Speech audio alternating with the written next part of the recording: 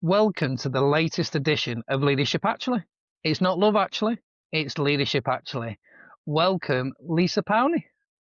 Welcome, Lee Rogers. How the devil are you? I am well, really, really well. Loving life right now. I always love your background as well. Tells a lot about you. This is the true authentic self. I can't hide it any longer on this show. I've said I'm a Man United fan and I needed to bring it to the fore. What can I say? I'm just like, I like green, I think. That's just what it's about me. And how's your week been?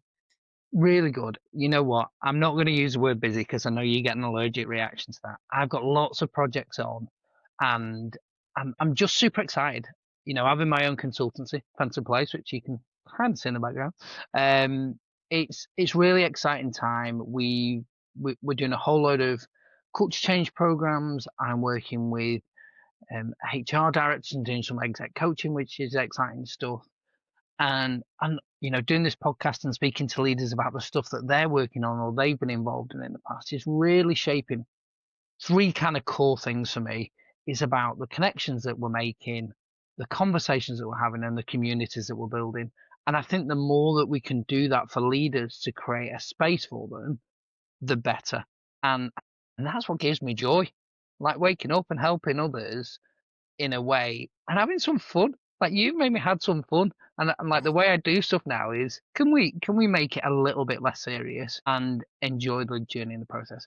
Yeah, got to have What some about fun with you? it. But yeah, I've had a good week too. I've been with some HRDs thinking about challenges, and this might come up actually, Paul, but some of the challenges from their perspective. So, how do they get certain leadership topics on the agenda when budgets are cut, when there's bigger voices, there's other things going on in the business that are actually chomping at the priorities and the money and the time.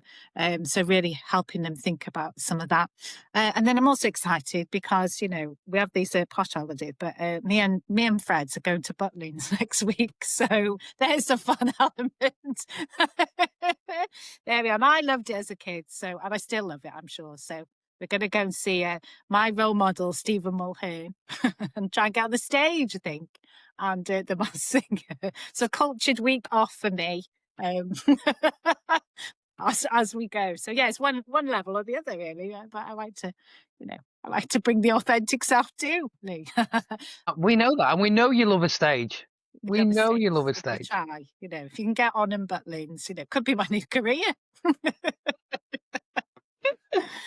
Oh, fantastic. Well, we have got a guest, Lee, so tell us more.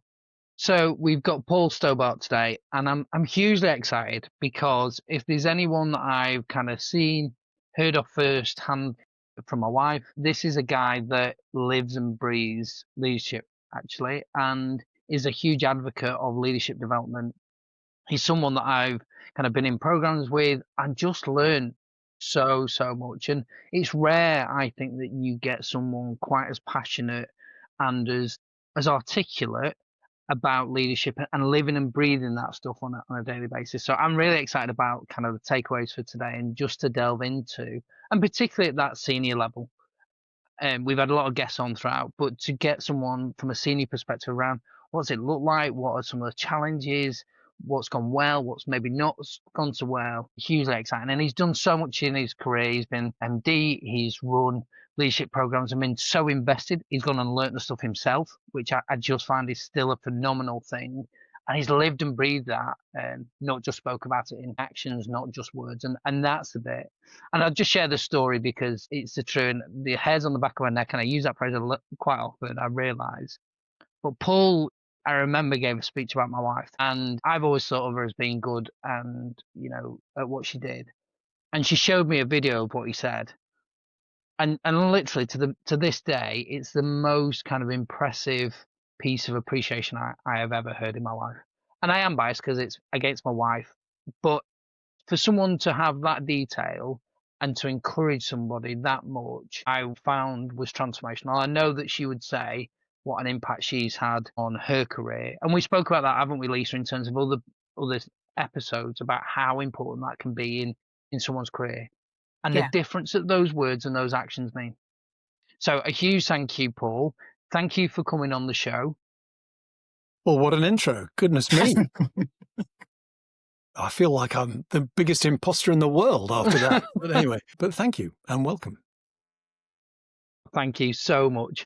So we're going to delve into, I guess that exec level experience, right? And the breadth that you need to give us some insight in terms of what it takes to operate in that space effectively. Because a lot of people have a view and opinion, we look up kind of the hierarchy tower. Tell us a little bit about what it's like to be there and with a particular focus, I guess, on performance, not just of individuals or a team, but also then from an organizational level. Yeah, I think the first thing that you realize when you make the step from middle management to senior management, and particularly to the executive team, and particularly when you make it to chief executive, but even at the executive team, the first thing you realize is that it is a way, way bigger step up than you ever thought it was. I mean, typically you think if you're an operations and you're an operations manager, and then you go to operations director, it's kind of more of the same, but slightly more responsibility. And it is not. It is utterly different. And it's utterly different for a number of reasons. One, it's different because you're on your own. All of a sudden, you haven't got other peers who are equally interested in being senior managers. You've got one, which is you. And your peers are people who don't understand operations, if we just keep using the operations example. They might understand people, they might understand sales, they might understand finance, but they don't really understand operations, so they can't empathize in the same way. You talk to your boss about it, but your boss is the chief executive, so there's risk attached. And you find to your horror that you're absolutely on your own. And the mistake that you can make very quickly is to think you're on your own, so therefore you've got to do it all yourself. That is the default position that most execs get into, and the biggest mistake they make when they first step up. Oh my God, I'm on my own, I better do it all myself. I think the second thing I'd say is that there's this broad distinction in many leadership models between task-oriented leadership and relationship-oriented leadership. And without getting into the detail of it all, broadly speaking, when you're a middle senior manager, you're doing quite a lot of task-related stuff because you're given something to do and you get on and you do it and you deliver it to a greater or better standard, whatever, and you get credited for it. When you get to the executive team, it's actually not so much about the task at all. Because if you are given a task, your job really is not to do it yourself. That is the mistake. Your job is to delegate it out to your team of senior managers and so on through the organization to get stuff done. Your job is much more about relationship building. Your job is much more about building relationships with your own reports, your senior managers and managers. It's building relationships with your peers so that you don't feel as lonely, and so that you can get the kind of feedback that would be helpful, even though they're not experts in your technical field, doesn't matter. They're interested in you, and the more you build those relationships, the better. And of course, relationships with your boss. All of these things matter. So I think those are the two big shocks you get as an executive. One, you're on your own, but don't panic. And it's much harder than you thought because you're on your own. And two, because you're on your own, work really hard at relationships. It's not about task. It's about relationship. In fact, as an executive, if you find yourself in a position where you're doing all the doing, you really need to have an alarm call in your head saying, oh my God, I must be doing something really badly wrong. Yeah, so powerful. I think "in the weeds" is a phrase that I've heard quite a lot. And recognise that I got wrong, by the way, Lisa. I know we talk about the messy class. Having stepped up to a people director role, I recognise totally that I was well in the weeds from the get go. Actually, Yeah, and I've seen that too. I guess the loneliness really resonates. So sometimes I've coached execs on, they come to me and they want to improve their performance or, but really often it's about, I might be the first person they've ever told how they really feel in a long while, if ever, particularly the males actually, that, I could be the first person they've ever spoken to about this sort of stuff. I think I've seen relationships that's so important, but often some part of that is missing. So they might have one bit sorted, maybe up or peers, but the three aren't, they're not thinking about the three. And the third is like delegation. It's like that question, does it have to be me? And what's that motivation? I think that's really important. So if you go into an organization or you're talking to execs about those big shocks, because they are big shocks, how do you go about helping them move through that? What can they do that's different? How do you do that? Well, I mean, each business, of course, is different and has got its own challenges. And so the context and the background is always important to understand. But I think there are some general techniques, approaches that one can use. And they're all driven from a better understanding of leadership. I always find, by the way, the word leadership slightly misleading because it focuses on the leader, which I know is the point. But actually, the whole art of being a leader is to encourage followers.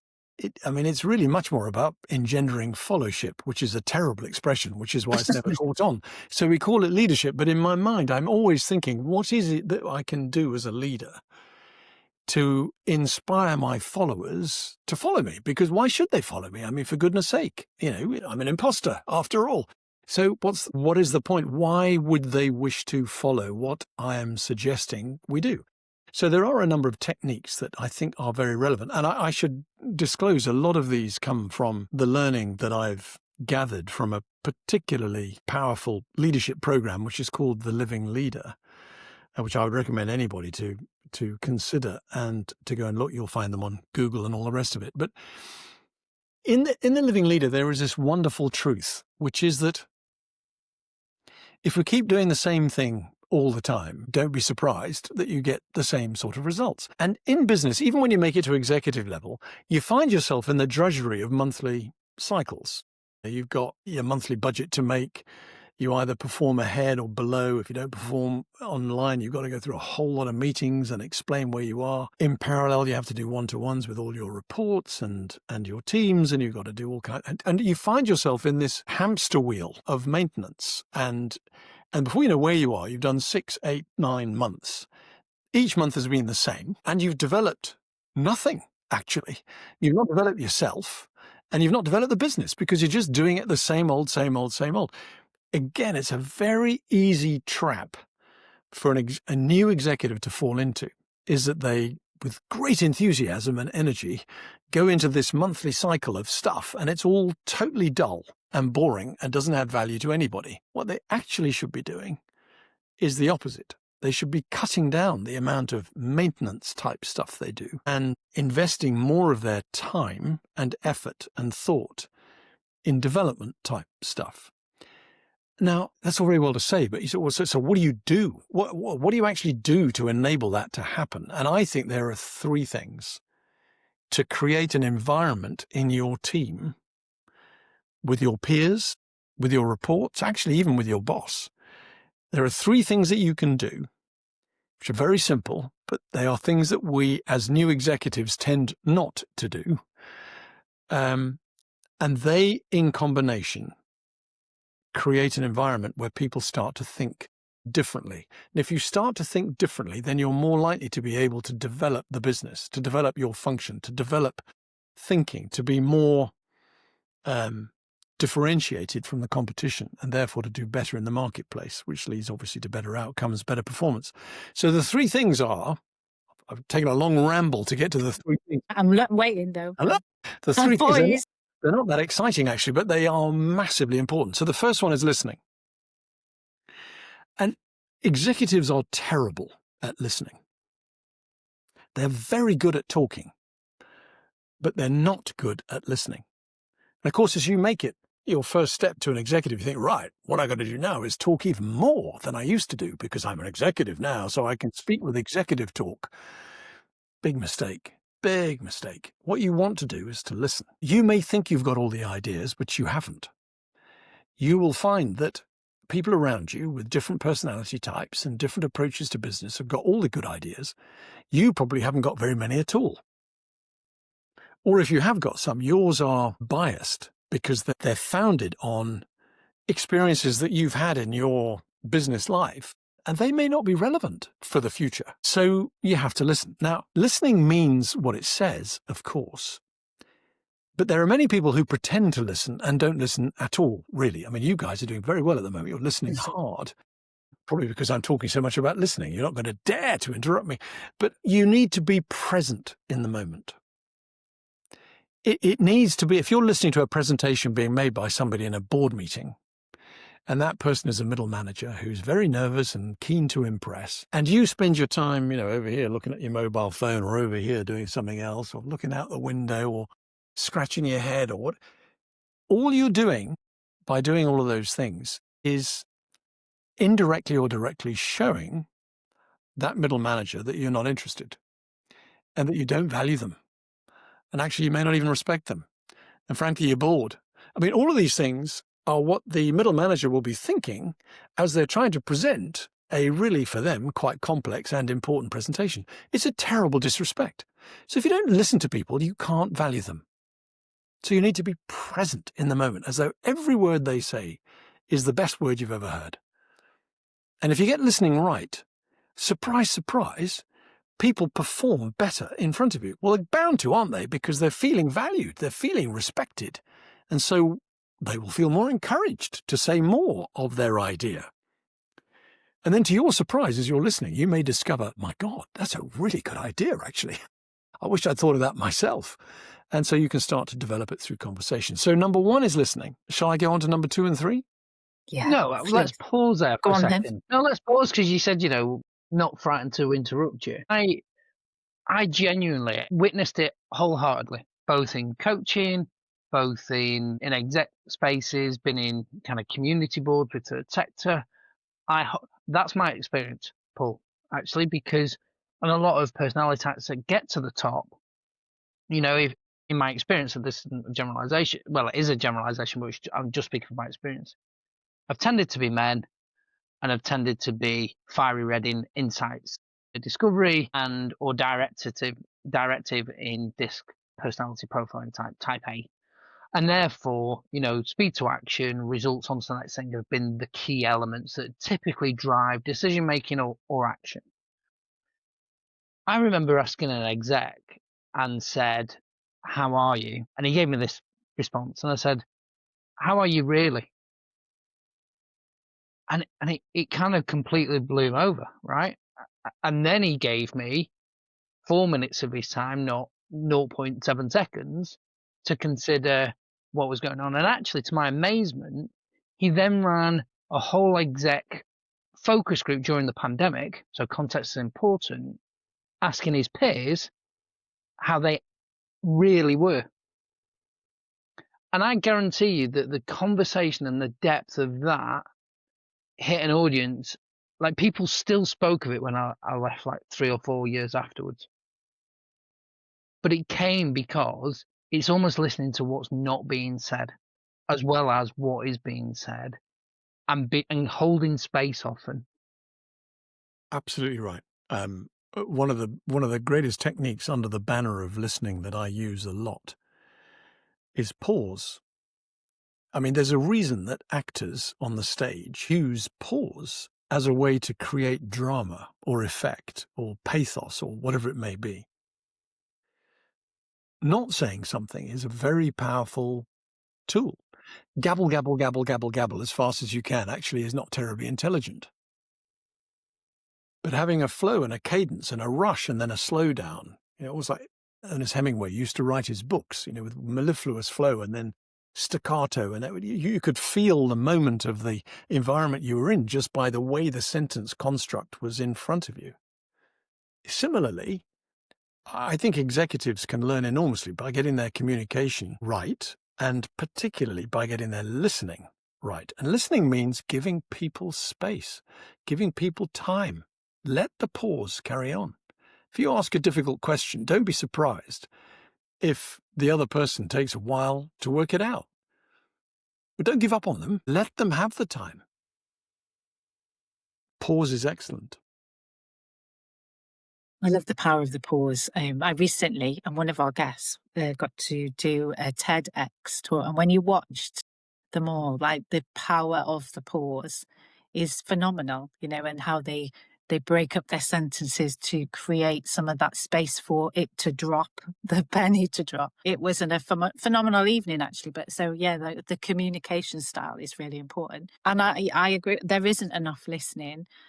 But being in their shoes, and you probably say that, you sometimes can understand why as well. That demand, especially as a new senior exec, there is that demand as well to inspire and to, say the right thing and they want to demonstrate that they are, different or make it. And often that is, well, I've got to say something different. I've got to show my ideas and I've got to drive it forward. So that absolutely resonates, that space is not created early days. And then once you're in that pattern, that's really hard then to try and change that or move that around later down the road. So it's probably a key part of your 90-day plan, actually, is like, do less, have more space, listen more. Quite right. And goodness me, if you're a new executive, your first job for that first 90 days, I'd say much longer than that probably, is to listen, because you will have preconceived notions and ideas from your time as a senior manager or a middle manager, but they may be wrong. You won't have been exposed to what other people are thinking until this moment that you're now the executive in charge. So listen, go around, talk to people and listen to what they say. And don't make the other mistake that we make when we're listening. So because we can't help ourselves. When we're listening to somebody, we're thinking as they're saying something, yeah, but that's not right because X, Y, and Z is true, really. So yeah. Okay, when are you going to finish? Jesus, come on, get it. And when you feel yourself in your brain doing that, it's a perfectly natural response. You have to control it with great discipline and say, no, clear my brain. I'm going to listen. Like this is the first time I've ever heard this subject spoken about, because that's when you start to pick up a real innovation, an idea that might be something quite different. Because how many times have we been in a situation where you're explaining something to somebody and they take away completely the wrong impression of what you said? The reason they're doing that is because they've started thinking while you're talking and stopped listening and started assuming stuff that you're going to say when you haven't even got there. And so as a result, they end up going off on a tangent. You think, well, actually, no, that wasn't what I meant at all. No, were you not listening to what? No, you weren't listening to what I was saying. Then the conversation ends, the executive goes off, and you're left thinking, oh, God, blimey, that was a waste of time. This happens all the time. All the time. We know it does. So the way you change it as an executive, because you're responsible, is that you create an environment where people listen to each other. And when people interrupt or make assumptions or finish people's sentences, which is my worst habit, by the way, you call them out. You hold them to account and say, no, hang on, sorry. Let's finish this thought. Let's give X the opportunity to really get that thought out on the table so we understand what it is. It takes slightly more time, but it is enormously profitable because the idea might suddenly materialize as something very interesting. It might not, but at least even if it doesn't, you have given that individual tremendous value and respect. And they feel much better about themselves, which means that in future, they're more likely to be more productive with their own ideas. They're going to be more inspired. They're certainly going to be more engaged. So all of those things are positives. But you might get a great idea too.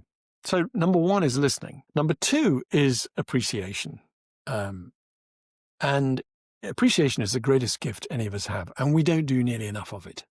Not nearly enough. We don't do it at home nearly enough, and we certainly don't do it at the office. I don't know whether it's a British thing that we just feel slightly sort of embarrassed about saying well done to anybody in any other context than task. But if we are trying to say something appreciative about somebody as a person, we all get terribly coy and embarrassed, and it's difficult. But the point about appreciation, and the Living Leader program makes this so clear, the point about appreciation is that it's actually not terribly helpful. I mean, it's nice if you appreciate someone for a task they've done. Well done, Lee, for arranging this podcast. It's great to be here. Well, it's Lee's job to arrange this podcast. So, I mean, it's nice to be said. It's better than saying, Lee, you made a right Horlicks of this. So to say well done for getting the podcast in place is great. But if I go a step further and I say, Lee, thank you for putting this podcast together. I have to say, the way you handled the time last time when we couldn't quite all get together was with such sensitivity and such care and attention and thoughtfulness. It left me with a lasting impression of the kind of individual that you are. Humble, decent, honourable individual, full of integrity, and it really left an impression on me. Now, I've taken another 20 seconds, but I'll bet it's made Lee feel, I hope, is made Lee feel a little bit better about life and things and being respected and valued. It's all true, by the way. I haven't just made it up. That is what I felt. And so that's appreciating you as a person for who you are, rather than saying, thank you very much for the podcast. You did a great job, which is nice, but it doesn't move the needle. If you're going to move the needle and create a different thinking environment, you need to listen brilliantly and you need to appreciate people around you for who they are. And in that way, they will be more inspired to give you more in return. Does that make sense? Totally. It reminds me of Paul, my brother-in-law. So I think it's something to do with being in the West. He would say this. So he's Indian. He's from Mumbai. And he'd say, in the West, you're always praising the task. Like here, you always praise the task. You know, you did a great at school, like for kids at school. You'd say, well done on getting an A or a B. And he'd watch him, and like his daughter, if she'd coloured in, he would praise her for the way that the effort that she made, the choice of the colours that she made, the time that she spent doing it, the joy that she got out of it. And by the way, yeah, that's a good picture that you've drawn. And it always used to go, "Oh, I really need to remember that again, that this appreciation isn't about the task." And that doesn't mean, you know, in his culture, he'd say, you know, we were either engineers or doctors, you know, so there was still the outcome that was driven, you know, that says, you know, the parents wanted good performance and good careers for their children. But the overall way that people, you know, the parents and work and school deal with appreciation is very different to the West. So that reminds me of that again.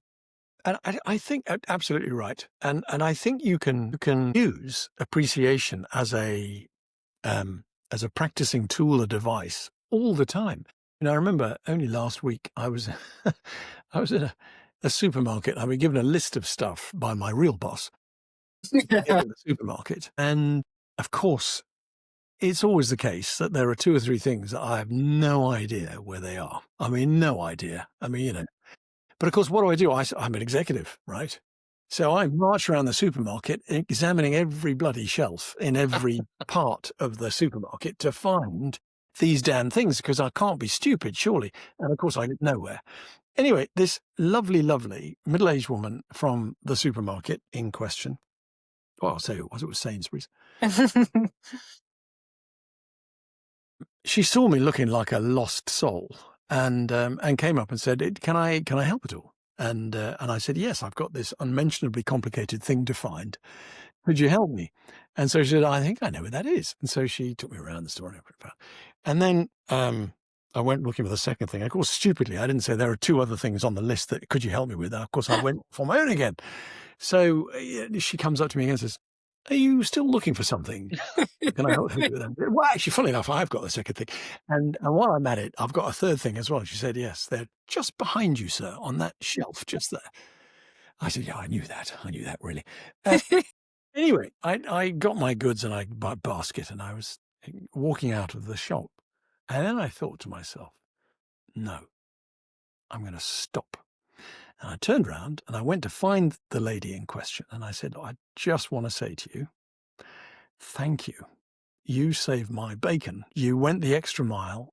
You saw I was lost. And I just want to say what a wonderful example you are to this organization, because you were fantastic. And that really, it's something that you should be very proud of, something like that. Whereupon she burst into tears, which wasn't a great response, but they were happy tears. That's a very nice thing to say. So thank you very much, but I'm just doing my job. And I said, no, you're not doing your job. You're doing more than your job. You're living the brand. And that's why I will come back to this shop and I will buy more. And I'll probably try and look you up to see if I can find where the damn things are that are on the list. But my point is a simple one, which is that in any walk of life, in any moment, you can use the tool of appreciation. And what happens is, it's great for you. It's wonderful to give people appreciation for who they are. Of course it is. We're all human beings. We love it. We love giving. But the second thing that happens is that you create emotional impact in the other. And that, if you create emotional impact in the other, that's when the other starts to think differently, because they've got safe space. They know they're okay. They can take a risk. They can come up with a crazy idea. It doesn't matter, because they're appreciated for who they are. They feel valued. They feel respected. And so what happens is, if you repeat that time and time again, you start to get people giving you great ideas. So number 2 is appreciation. And number 3 is asking great questions. The Living Leader program describes them as incisive questions, which is a good way of describing them, because they're not just questions. I mean, questions are a good thing anyway. I mean, seeking information from others about how to do stuff is a really good practice. But these incisive questions are when groupthink is taking place, or when you're in a team meeting and people don't seem to be able to make any progress. They're just stuck, like in gridlock. And it'll be because they're making an assumption, typically. And the assumption, that belief in them, either individually or collectively or both, is stopping them from being able to break through and see what might be, because they're all being held back by well, that can't happen because. And it never gets voiced, but it's there. The belief is there, and it's a very powerful dynamic, a bad dynamic. And so the idea of incisive questions is to take that assumption and turn it on its head and say, well, let's imagine a world where the assumption that we've all got that's holding us back doesn't exist. What would we be doing instead? How would we be going about this challenge? What would we be thinking? What would we be investing in? What would we stop doing? What would we start doing? Who would we recruit? What resource would we need? And you keep going with this. And quite a lot of the people who work for me call me Mr. and what else, because that's my favorite question. Because when the first answer to those incisive questions, where you have an assumption turned upside down and you say, what if? The first answer is probably not that good, because we're so held back by our beliefs that our first effort is really rather pathetic, because you don't say that. What you say instead is, that's really interesting. And what else? And what else? And what else? And what else? Until eventually you start to get the conversation going, and people have broken through the shackles of the belief that's holding them back, and they're able to start to imagine a new world, which is different. So, and if you get those tools of listening, appreciation, and asking great questions right, notice, by the way, that none of those are about you and your brain power and your ideas, right? All you're doing is facilitating everybody else doing it, which of course is the whole point of being an executive. That is all about relationship, not about task. It's all about leading, not about managing. It's all about pulling feedback and ideas and the way forward from your teams. It's not about pushing onto them your view of the world, which is probably antiquated, out of date, and irrelevant. So that's an unbelievably long answer to the original question, but that helps. Absolutely love those incisive questions. I think and we recently talked about having impossible goals, and kind of turning it on its head. And I guess those questions fit really nicely in there. What if we believed that wasn't impossible anymore, and that we could do this? What would we need? What would be different? Well, it's a very freeing question alongside all those other elements of listening and appreciation. I absolutely love that. I have got a question about the second one as well. Is there, because there's a lot of talk at the moment about gratitude, as a leader, we need to practice gratitude. Is that different? Feels different to appreciation? It's obviously linked, but they're linked. They're absolutely linked. And I think probably there's a strong degree of overlap. I think the word appreciation, when you've got it in the context of appreciating people for who they are, I mean, that's really, we ought to say it like that. If you shortchange it to appreciation, you're not really making clear what you mean. Appreciating people for who they are, that's the key element, because you're going into an emotional experience with the other. And look, I've worked for people in the past who've had that impact on me. They've had no idea they've had that impact on me. Absolutely no idea whatsoever. To this day, but I know that they have. To this day, they don't know that? Well, no. So I'll tell you a story if we've got time, which brings it to life. So I used to work 100 million years ago as a middle manager in a merchant bank. So I was a merchant banker. I won't get into that. And was working in the corporate finance department one evening. I don't know, doing something unutterably boring, and the phone rang. And on the other end of the phone was a chap who introduced himself as Christopher Castleman. Now, for those who don't know, Christopher Castleman was the group chief executive of the bank that I was working for, Hill Samuel Bank, which is a brand that's long since disappeared. But I mean, he lived, right at the top of the building in 100 Wood Street. He was enormously influential, very well known in the city, already a tremendous leader, very young, actually, for the role that he was doing. He was only in his late 30s or early 40s as group chief executive of a very big global merchant banking conglomerate. And this was him on the phone. And so he said, "Hello, Paul. Thanks so much for picking up the phone. I'm terribly sorry, but you've got the short straw. Would you like to write an essay for me, an article? It's got to go in The Guardian day after tomorrow on the subject of Hill Samuel and Big Bang." Big Bang was the name that everybody used at the time in the 90s for the deregulation of the City of London. So it was chaos going on all over London, and nobody quite knew what was going to happen. Anyway, this article was to be about that subject. So I said, "Oh, absolutely, Christopher, no problem at all. I'm the person for you." And so I went away and I worked all night on this brilliant piece of work, as I thought, piece of prose that anybody would be proud of. And very late at night, I don't know, 1 or 2 in the morning, I took it upstairs and left it outside his office and went to bed very, very pleased with myself. And of course, nothing happened the next day, but the following evening, the first editions of the various newspapers were coming out. And I thought, well, I'll just go to Clapham Common tube station and hang about, wait till the papers arrive and see if it's there. So I went there. I got to the newspaper stand. There was The Guardian. So I opened it up, page by bang, there it is. Hill Samuel and Big Bang. And I thought, wow, that's fantastic. The article's in there. That's brilliant. And then I noticed 2 things. So the first thing I noticed was it was Hill Samuel and Big Bang by Christopher Castleman and Paul Stobart. I mean, I arrived. I remember going around the tube station showing this to people who I'd never met before, saying, "That's me.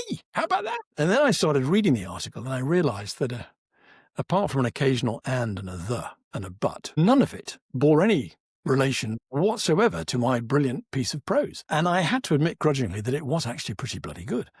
Anyway, I went into work the next day, and by that time I started to think to myself, oh dear, what I wrote was obviously rubbish. Maybe I'm in trouble. Phone rings, 9 o'clock. "Hello, Paul. It's Christopher. Would you like to pop upstairs?" Right, that's it. I remember saying to people as I went up, "I'm gone. I'm a goner. It's all over." And I got upstairs and he said, come in. Come and sit down."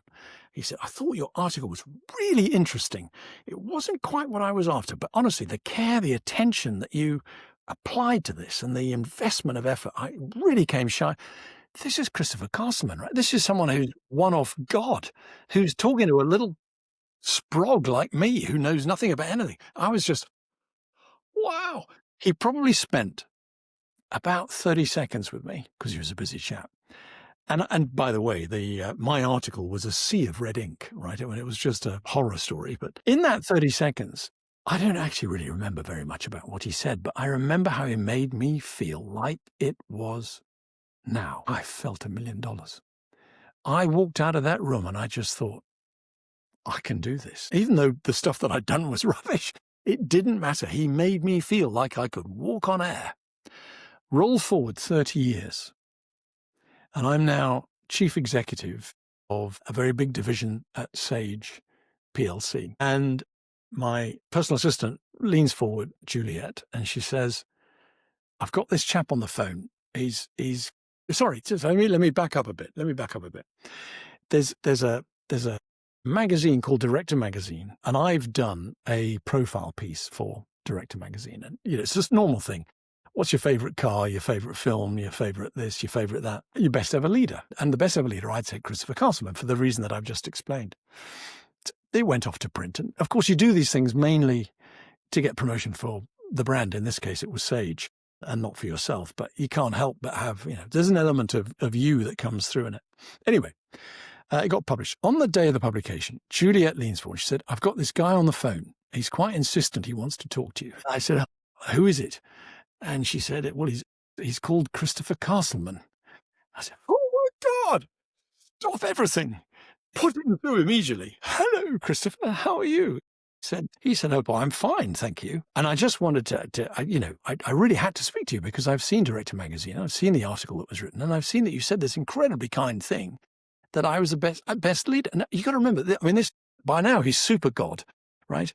I couldn't believe it. I couldn't believe he'd done it again. I couldn't believe 25, 30 years later, he'd done it again. He had taken the time out to give me space to make me feel great. And I did. So I don't think Christopher realised. And sadly, he's passed away now, which is a great tragedy that he died far too young.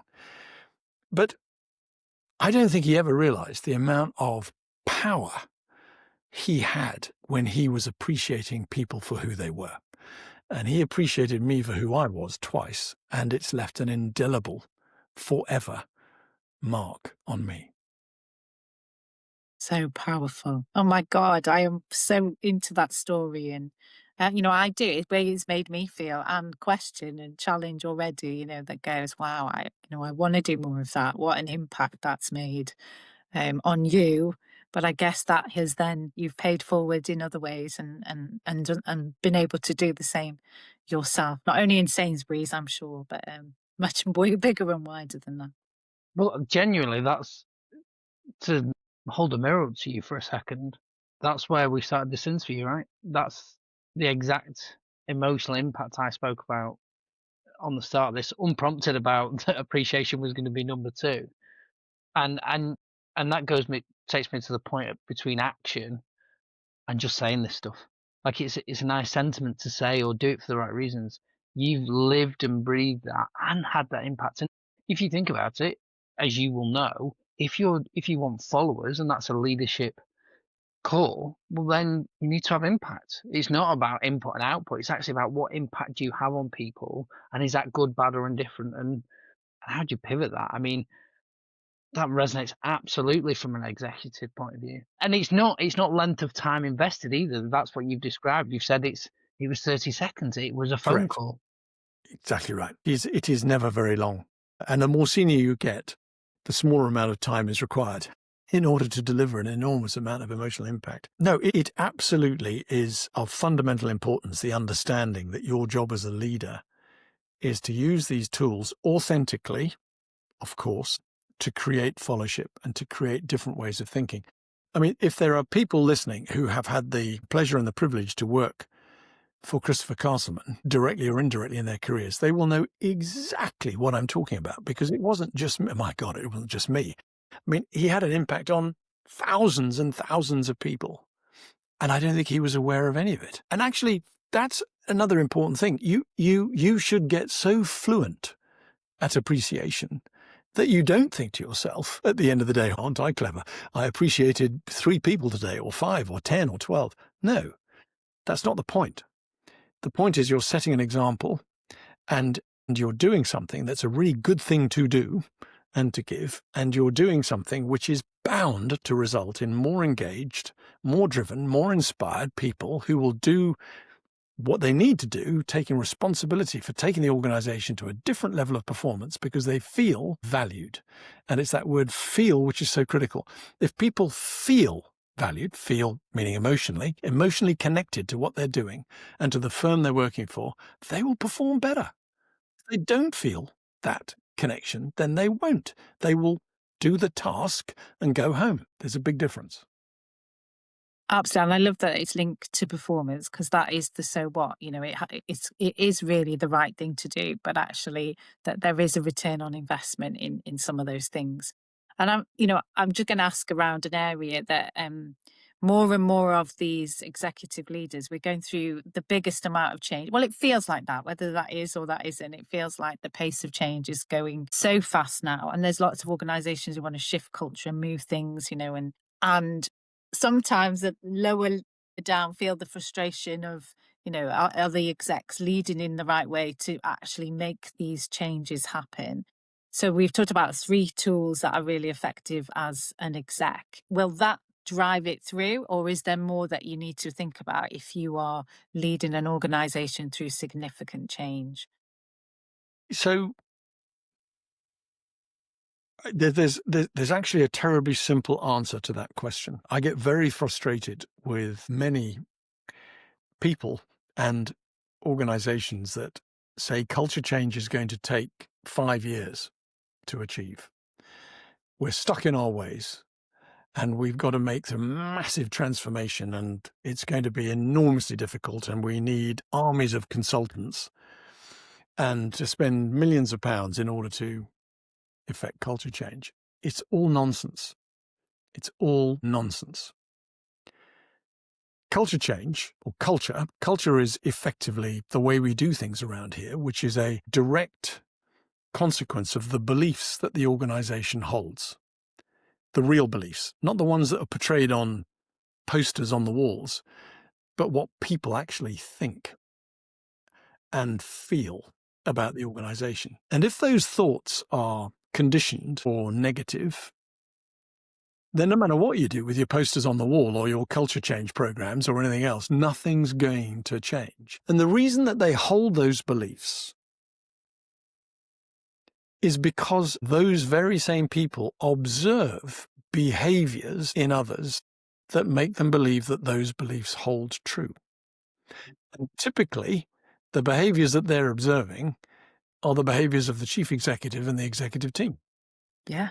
So if we say we're people-centric, we're a people-centric organization, people at the heart of everything we do, and the chief executive is looking at his mobile as he comes in the front door and skips past reception and goes straight in the lift and doesn't say hello to anybody, goes straight to his desk, shuts the door and has meetings all day before he goes home at midnight, people will say, well, he's never visible, is he? He never stops for a chat, but he ignored me. People-centric. We're a load of rubbish. Nobody cares. And before you know what happens is the belief is becoming established in water cooler chats and canteen lunches and in your own thinking. Nobody cares. And over time, that becomes embedded and it becomes a belief. The only way you can change culture, change beliefs, is by changing behavior. That's what you do. And you can change culture in a matter of months if you do it properly. So as a chief executive, as an executive team, if you stand up in front of your people and say, we've been behaving like this and it was wrong, and we're going to behave like that from now on and hold us to account because we believe in the following, and we're going to prove it to you through our behavior, through what we say, through what we write, through how we behave around invisibility and our engagement with people. You hold us to account and you tell us whether we've got it right or not. You can change culture really quickly. It's that simple. But the number of organizations that go on transformational change programs and don't change behaviors is amazing. And yet they get frustrated that nothing's happened in 2 years. Well, nothing's happened in 2 years because nobody believes that anything's different.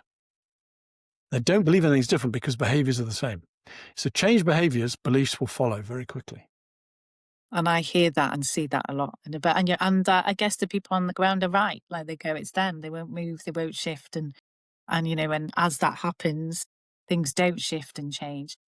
If you are there in the next layers down, you're not in the execs, and you see some of that happening and behaviors aren't changing, is it hopeless, or can we do our part to shift anything? Well, you do your best to take responsibility for your life and for those around you. And so you demonstrate the right behaviors to the best of your ability. And you hope that through your example, you will be able to effect change at your level. It doesn't matter where you are. You can be, a tech support technician on the phones or somebody in the warehouse driving a forklift truck. It doesn't matter. You can, through your behaviors, influence others. For sure, you can. But if you're getting no feedback or response or responsiveness to what you're doing, then it's tough. And if the organization is not really condoning what you're doing or understanding what you're doing or listening to what you're doing, then I think you vote with your feet. You go somewhere else, and go somewhere where they are going to respect what you have to offer. I think, and I think that's another way of saying how unbelievably important it is that the leadership teams of businesses all across our country, and well, every country, have such a responsibility to get this right, to lead their people with intelligence and imagination and empathy and humility and appreciation, with listening skills to the fore, asking great questions, being visible, delegating, living the values, setting the example. All of these things, by the way, all those things I've just reeled off, how much do they cost? Zippity-doo-dah. They cost nothing. Absolutely nothing. They are a choice. We can choose to be all those things as senior leaders, or we can choose to be lazy and shut the door and have back-to-back meetings all day and think we've delivered some value, which we certainly won't have done. It is about people. It is about doing the right thing by people. And the more you do it, like Christopher Carlson, the example we used earlier, he created an environment at Hill Samuel Group, right across the group, just one individual, through his behavior, which made him someone I would follow to the end of the earth and beyond. And I'm sure, again, anybody who knows him would, as I'm saying that, will say absolutely, absolutely we would have done. He was just amazing. So we all have a tremendous responsibility as senior leaders on boards, on executive teams, in senior management teams, to take responsibility for this wonderful gift of leadership, to do it the right way, and not to be pigs and to be invisible and to be push, push, push, and to think we've got the answer to everything and to talk until the end of time, but to pause, to listen, to think, to appreciate, to ask great questions. So, I mean, personally, I think the formula is very easy. Does it mean it's very easy to apply? No, because we're all human beings and we all make mistakes. And I make as many mistakes, if not more, than anybody else. But I think as long as we remind ourselves at the end of the day, or as often as we can, how to do what we do, and that it all is through behavior, we'll be much better off. Thank you. Honestly, Paul, there's so much in that, so much richness. Just one final question from me before I guess we wrap up is around how much development and time do boards have? We often think about executive groups, but actually if a board is a governance of an organization, what goes on there that is, I guess, different, challenging to really govern an organization when it's maybe a little bit more remote day to day, that really drives that effectiveness through? Because I know you've got experience of that as well. And boards do need to be sufficiently distanced from the hurly-burly of the operational day-to-day stuff in order to be able to provide devil's advocate advice, sounding board, ask the right questions and so on. To be honest, the great boards, and now I've retired from full-time work and now I chair a number of boards in a variety of different industries. But in my career, you're quite rightly, I mean, I've worked on a number of boards which have been fantastic. And I've worked on a number of boards that have been absolutely horrendous. And the good news is that the reason why the horrendous ones were horrendous and the reason why the good ones were good and the great ones were great is actually a function of what we've been talking about. It's the very same skills. It doesn't matter how senior you get. You need to listen to what people say. You need to appreciate each other. You need to ask really incisive questions so you can break boundaries. You need to be empathetic. What you don't want to do is to end up in a board where everybody thinks they've got the right opinion. So you get a talking shop and people talk over the top of each other. Nobody listens to anybody else. They're desperate to get their view out. Everybody's making proposals. Nobody listens to anybody else's proposal, even as the ink is dry on the voice take of the last proposal, your proposal comes out of your mouth because you've got another one.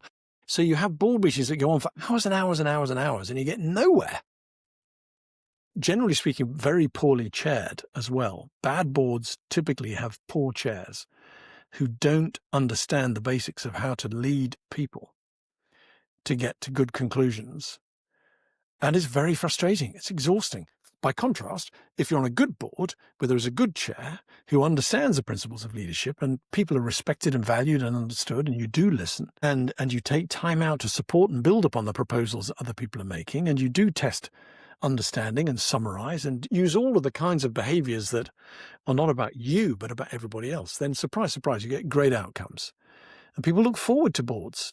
I have to say, most people think with dread, oh God, meeting's coming up. And that's such a shame, because that is the unit that has the ultimate responsibility for the organization. I mean, the executive team run the business, but it's the board that has the accountability for everything.